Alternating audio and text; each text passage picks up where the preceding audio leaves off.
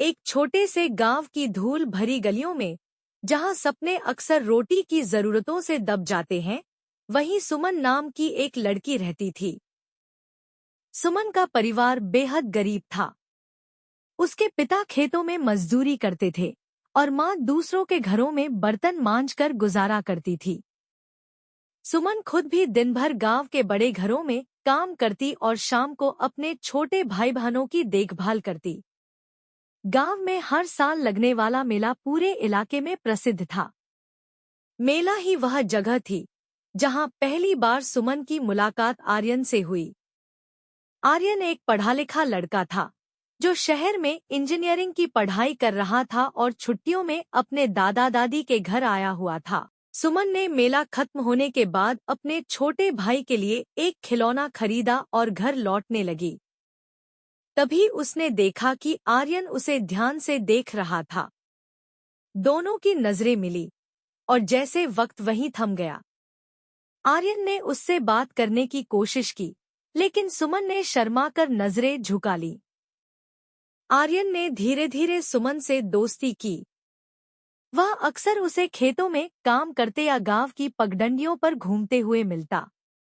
आर्यन का शहर से आने वाला नजरिया और सुमन का सरल स्वभाव दोनों को एक दूसरे के करीब ले आया। आर्यन को सुमन की ईमानदारी और मेहनत बहुत पसंद आई।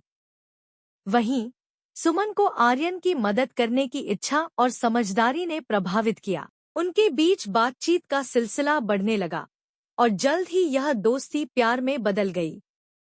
लेकिन गांव के माहौल में इस तरह का प्यार आसान नहीं था। सुमन का गरीब होना और आर्यन का शहर के पढ़े लिखे परिवार से होना दोनों के प्यार के बीच सबसे बड़ी दीवार बन गया। गांव में इस बात की चर्चा होने लगी कि सुमन और आर्यन के बीच कुछ चल रहा है। सुमन के माता पिता को डर था कि कहीं इस रिश्ते के कारण उनकी बेटी को बदनामी का सामना न करना पड़े। वहीं आर्यन के परिवार ने उसे सख्त हिदायत दी कि वह सुमन से दूरी बनाए। सुमन जानती थी कि उनका प्यार समाज के बनाए दायरों में नहीं बन सकता। उसने आर्यन से कहा, तुम्हें अपनी पढ़ाई और करियर पर ध्यान देना चाहिए।